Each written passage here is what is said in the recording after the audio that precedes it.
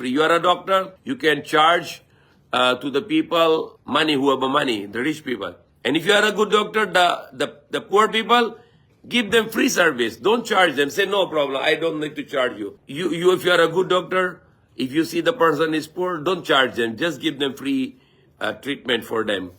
You are owner of the hospital, and some people have no money to pay you, free them. Say, okay, no problem, I give you charity, no need to pay. You are a lawyer and you need to, you can charge the people who are rich, but don't charge the people who are poor. Free, give them free service. Especially if you are a lawyer and you must save to the innocent and you must punish the criminal.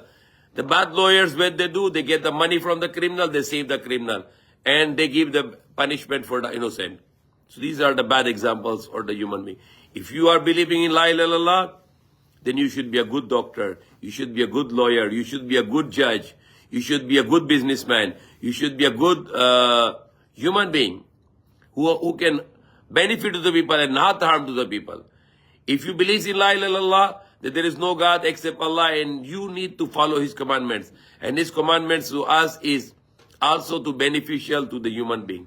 This is what Allah said in the Quran. When Allah mentioned about the Prophet Jesus, the Prophet Jesus said, قال إني عبد الله آتاني الكتاب وجعلني نبيا. He, Allah, I am the slave of Allah.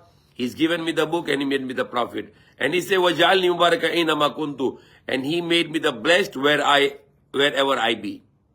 So that's our example. Wherever you go, wherever you are, in which country you are, in which community you are, in which city you are, in which place you are, you become the blessings for the people.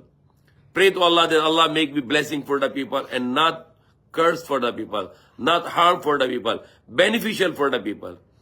It is the one of the greatest duty for a believer who say La ilaha illallah, there is no God except Allah, and that is his duty to be beneficial to the human being and not to give the harm to the human being.